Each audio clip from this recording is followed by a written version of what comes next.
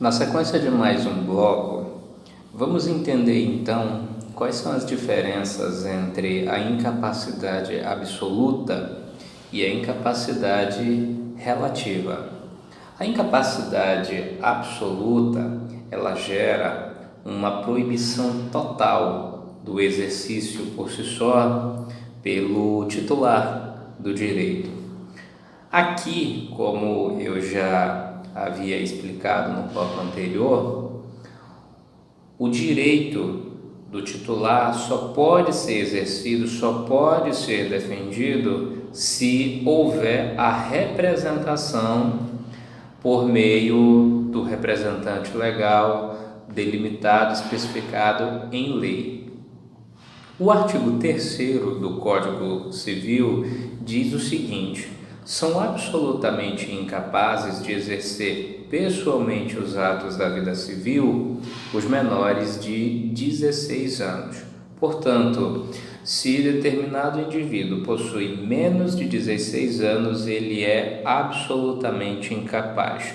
Em outras palavras, se lá na sua imobiliária chega um garoto de 14 anos dizendo-se proprietário de um imóvel, apresentando tudo documentalmente e querendo vender esse imóvel, ele sozinho não tem aptidão para a assinatura do contrato de compra e venda, porque ele é absolutamente incapaz.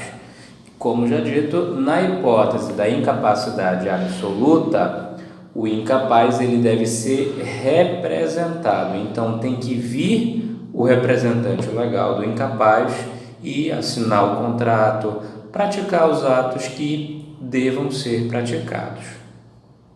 Na incapacidade relativa, nós temos aqui uma hipótese na qual se permite que o incapaz ele pratique os atos da vida civil, porém, desde que ele esteja assistido, sob pena de anulabilidade, ou seja, a possibilidade de depois o negócio, o ato vir a ser anulado com a supressão dos efeitos daquele ato dali em diante. No caso da incapacidade absoluta, só para a gente voltar, a ausência da representação legal gera nulidade. Isso quer dizer que todos os efeitos do ato para trás e para frente, eles são suprimidos, eles são extintos.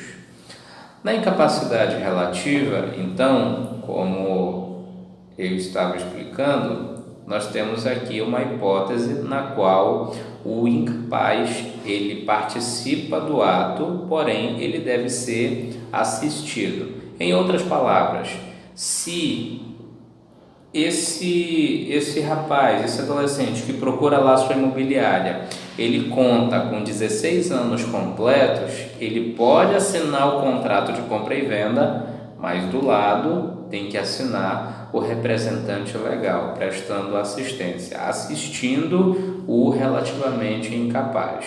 Se ele possui menos de 16 anos, o incapaz ele nem assina o contrato, quem assina é diretamente o representante legal. Adiantando desde já que os bens dos incapazes, eles só podem ser vendidos, eles só podem ser negociados, alienados com autorização judicial. Somente com expressa autorização judicial é que juridicamente se pode promover a alienação de qualquer bem que pertença à pessoa incapaz.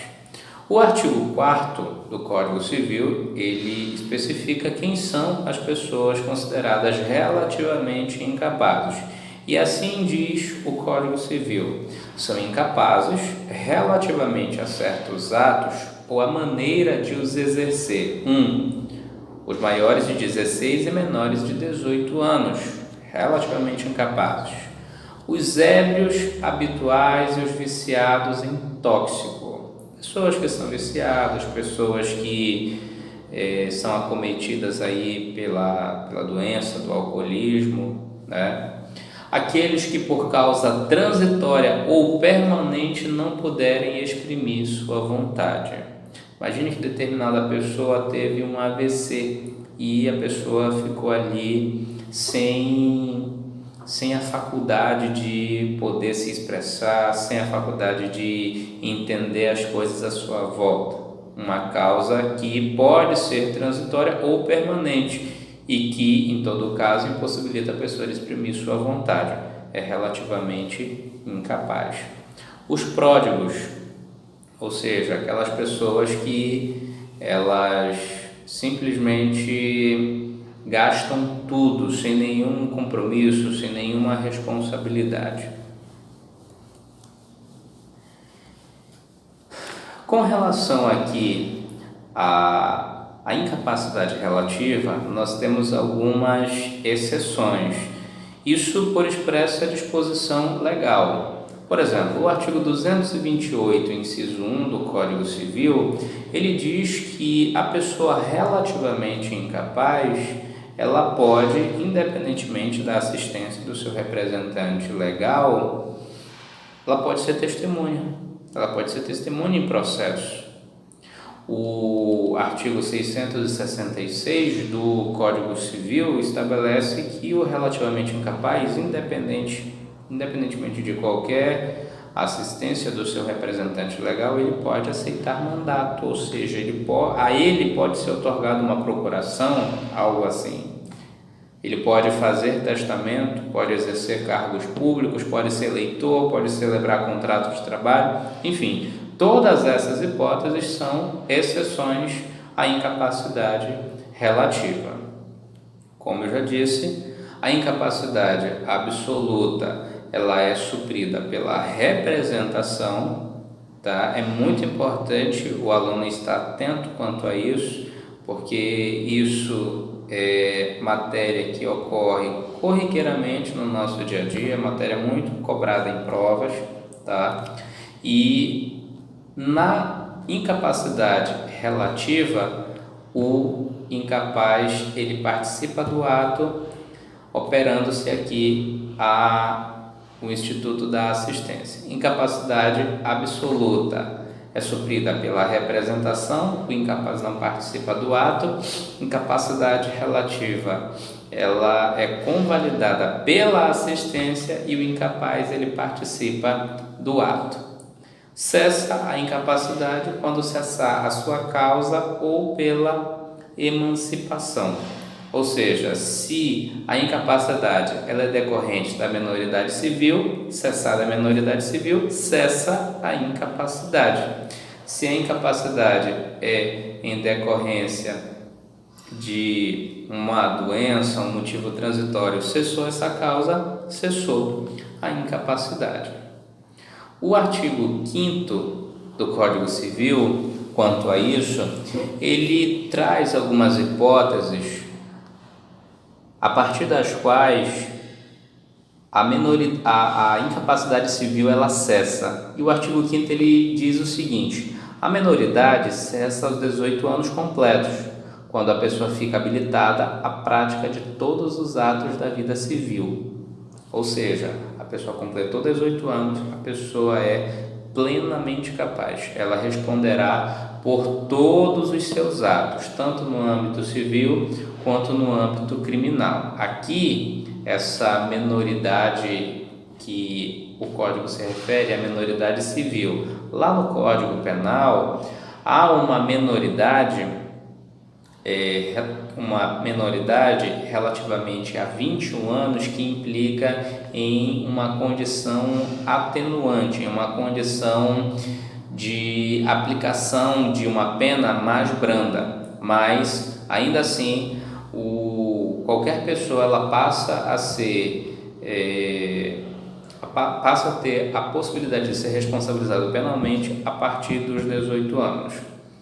Pois bem, o parágrafo único do artigo 5º diz assim: cessará para os menores a incapacidade pela concessão dos pais ou de um deles, na falta do outro, mediante instrumento público, independentemente de homologação judicial ou por sentença do juiz ouvido o tutor, se o menor tiver 16 anos completos. Ou seja, aqui nós temos a hipótese da emancipação, quando um dos pais, através de instrumento público, declara o filho emancipado, para que, a partir dali, ele possa praticar por si só todos os atos da vida civil. Esse ato praticado pelos pais, tá? Ele independe da homologação judicial. No caso do procedimento judicial, é possível também que ocorra a emancipação. Nesse caso, o juiz deve ouvir o tutor. Em qualquer caso, a emancipação ela só pode ocorrer se o menor tiver pelo menos 16 anos completos, tá? Então, assim, professor, onde que isso aqui vai, por exemplo, ter alguma aplicabilidade para a gente aqui do imobiliário? Existem casos que o corretor de imóveis está intermediando determinada transação imobiliária e no meio de toda a parte da documentação surge um entrave, porque tem um menor. E o menor, como nós dissemos, o bem dele só pode ser alienado, só pode ser vendido se houver expressa autorização judicial. E agora, professor, tem que entrar com uma ação judicial para pedir autorização do juiz? Como que pode ser? O que alternativa pode se fazer? Pode-se fazer a emancipação, se esse menor tiver 16 anos completos. O pai e a mãe vai no cartório, por instrumento público, faz ali o ato de concessão da emancipação.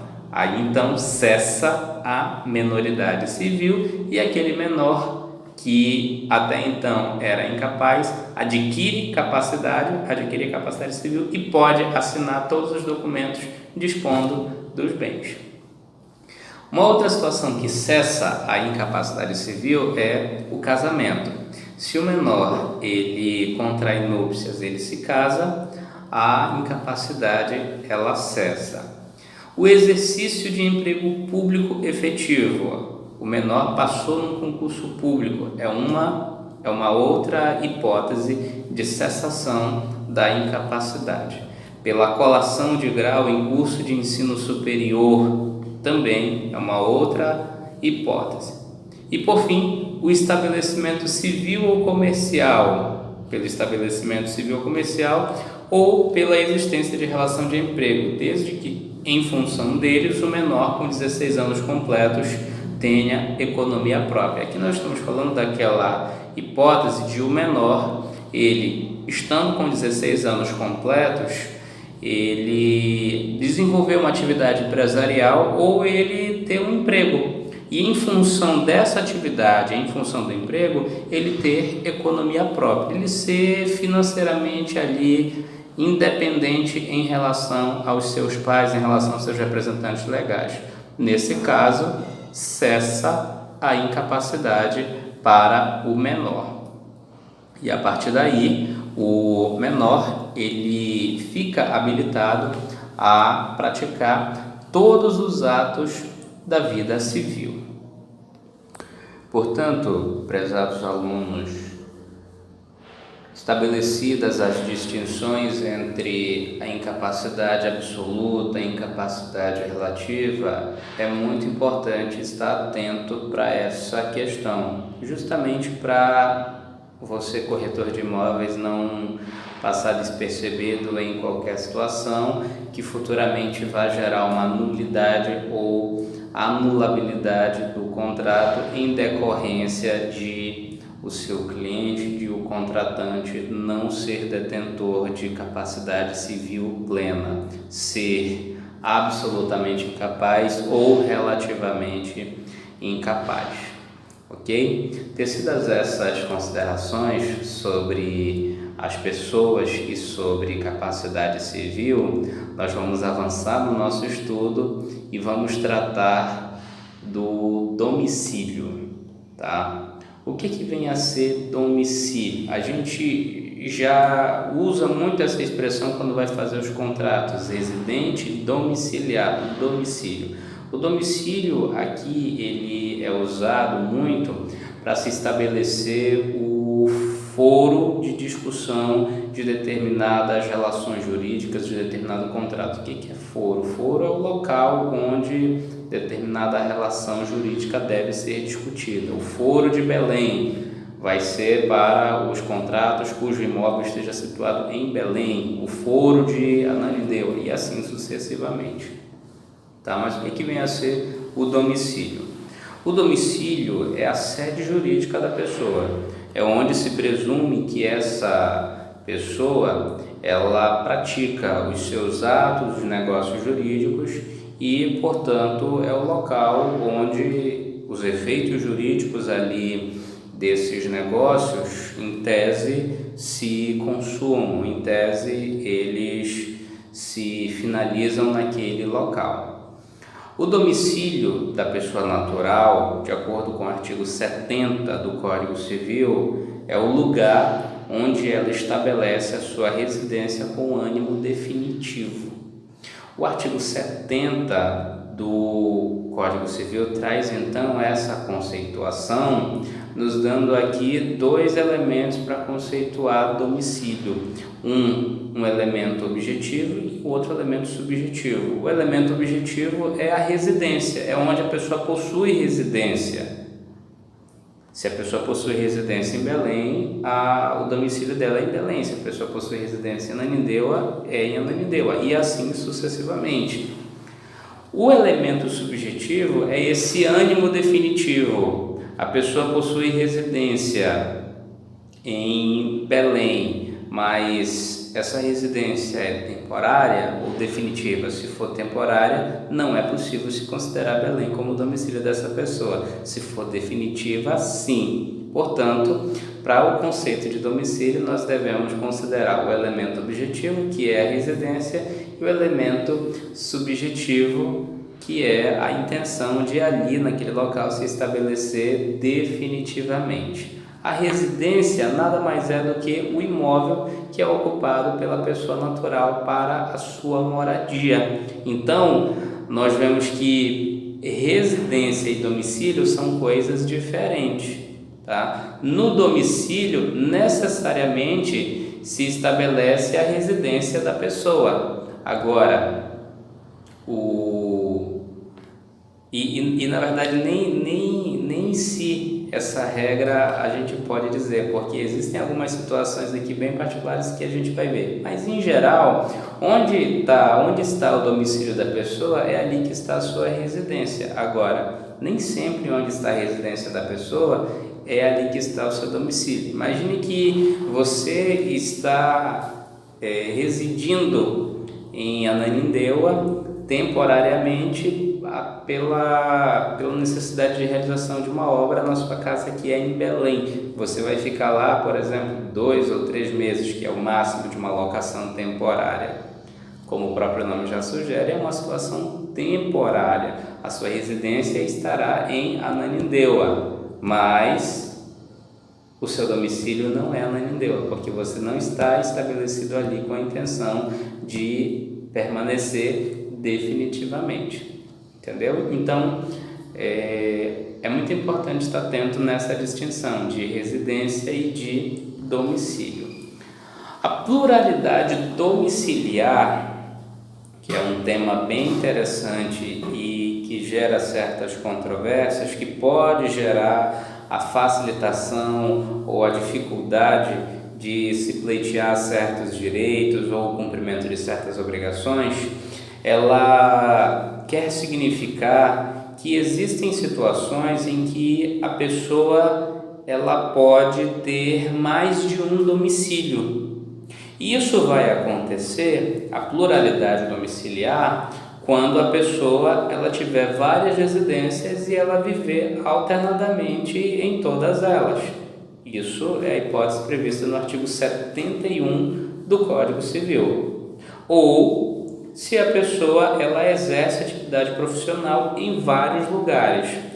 Na primeira situação, imagine que uma pessoa ela possui residência em Belém e possui residência também na cidade de Castanhal.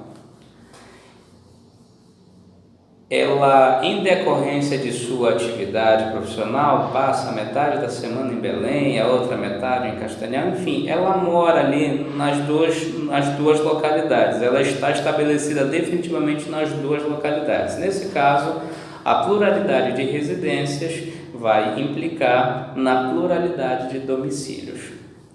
Ou imagine que você, corretor de imóveis, possui imobiliária em Belém e possui filial em Ananindeua, possui filial em Castanhal, possui filial em várias outras cidades.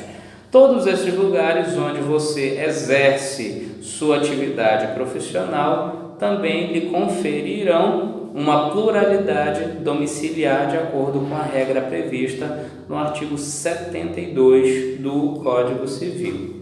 Tá? O artigo 71 mencionado tem a seguinte redação: se, porém, a pessoa natural tiver diversas residências onde alternadamente viva, considerar-se-á domicílio seu qualquer delas. O artigo 72, quanto à questão profissional, diz assim: é também domicílio da pessoa natural, quanto às relações concernentes à profissão, o lugar onde esta é exercida. Vale ressaltar aqui, como o texto legal bem pontua, isso quanto às relações concernentes à profissão.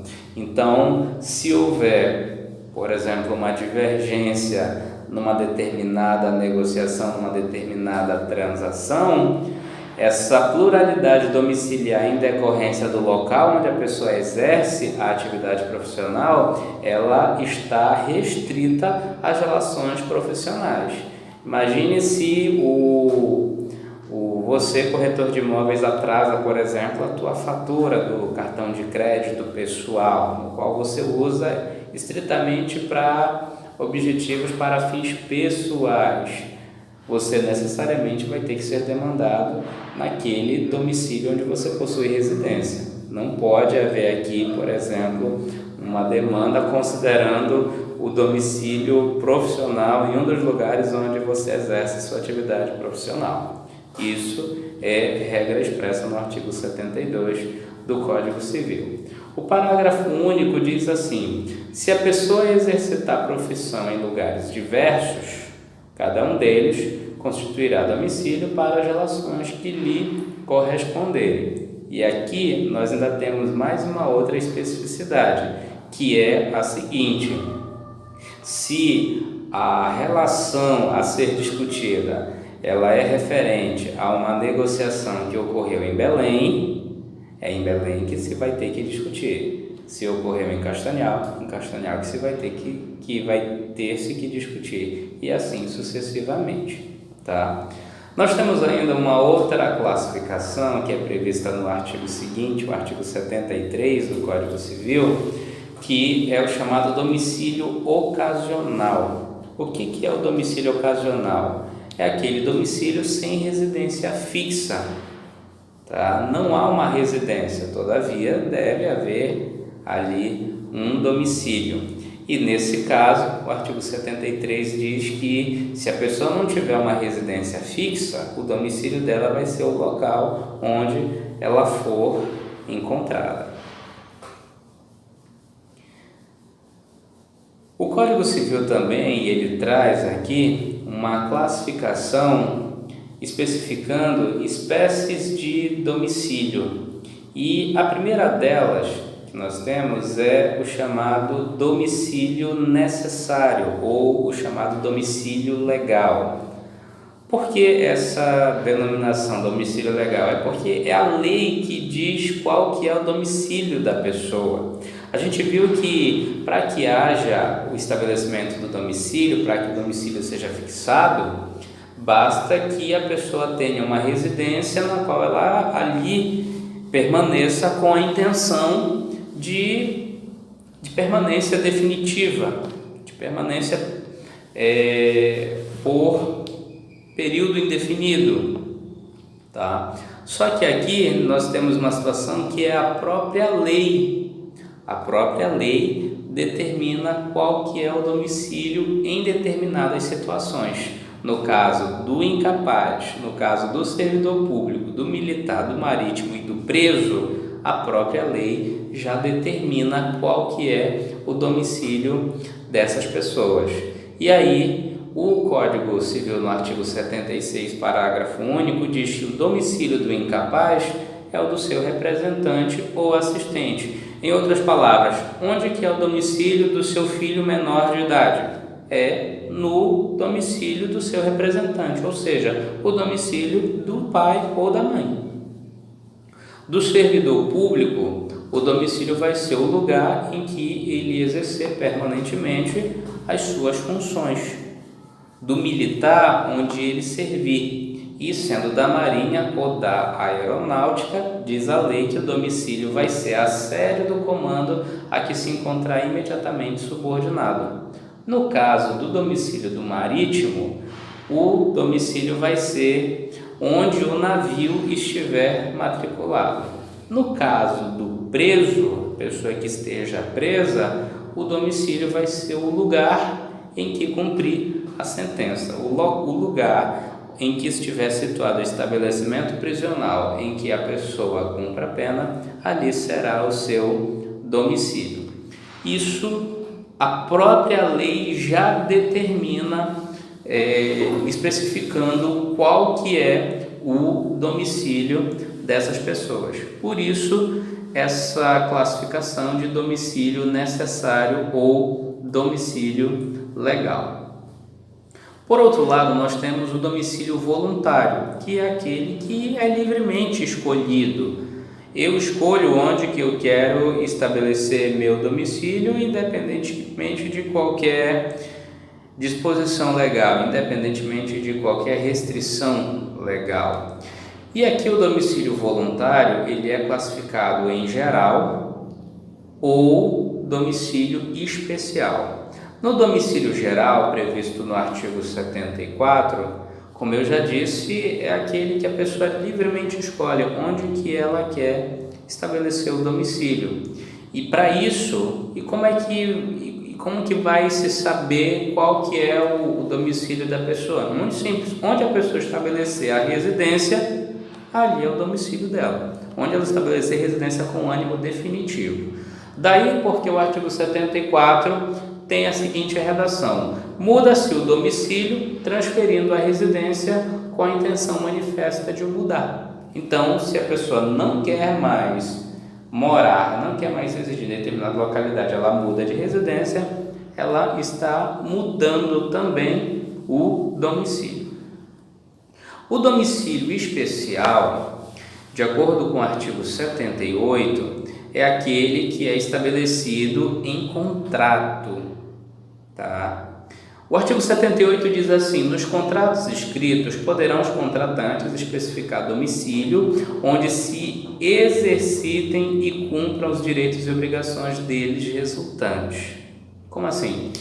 O próprio contrato, isso acontece muito com empresas, o próprio contrato já determina qual que é o domicílio de determinada pessoa jurídica.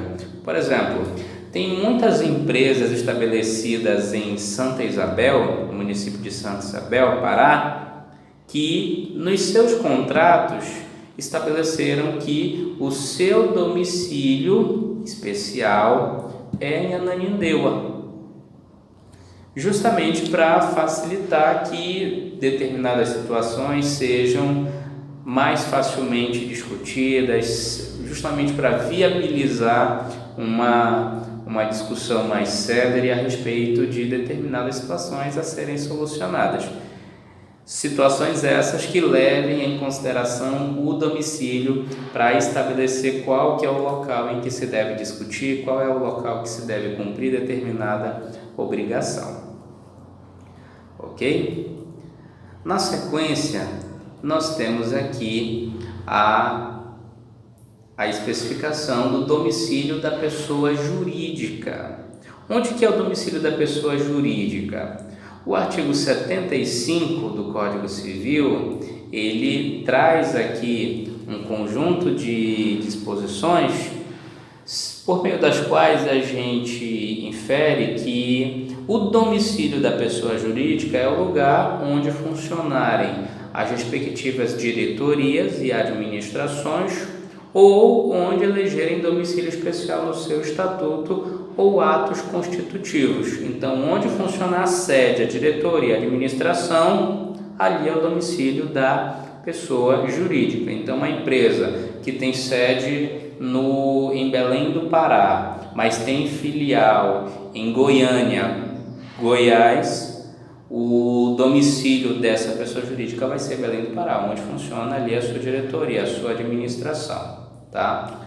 Diz o parágrafo 1º do artigo 75 o seguinte: tendo a pessoa jurídica diversos estabelecimentos em lugares diferentes, cada um deles será considerado domicílio para os atos nele praticados. Portanto, a par da regra geral, segundo a qual o domicílio da pessoa jurídica é o local onde está estabelecida a diretoria ou administração, se houver vários estabelecimentos diferentes, cada um deles vai ser considerado domicílio para os atos que nele forem praticados. Portanto, aqui no nosso exemplo, a empresa tem sede em Belém, tem filial em Goiânia. Nós temos que, pela regra geral, o domicílio seria Belém. Porém, se houver uma situação em que se vai discutir um ato específico ocorrido em Goiânia, Goiânia será o domicílio da pessoa jurídica. O parágrafo 2º diz o seguinte: se a administração ou diretoria tiver a sede no estrangeiro, ou seja, se a pessoa jurídica tiver sede no estrangeiro, fora do Brasil, haver-se-á por domicílio da pessoa jurídica no tocante às obrigações contraídas por cada uma das suas agências, o lugar do estabelecimento cito no Brasil a que a ela corresponder. Então, se essa empresa do estrangeiro ela tem uma agência, ela tem uma filial em uma determinada localidade aqui no Brasil, esse local é que vai ser o domicílio da pessoa jurídica que tenha sede no estrangeiro. Portanto, o domicílio é justamente esse local com o qual a pessoa física, a pessoa jurídica tem uma vinculação ali para o cumprimento de suas obrigações, para o cumprimento de seus direitos e assim sucessivamente, ok?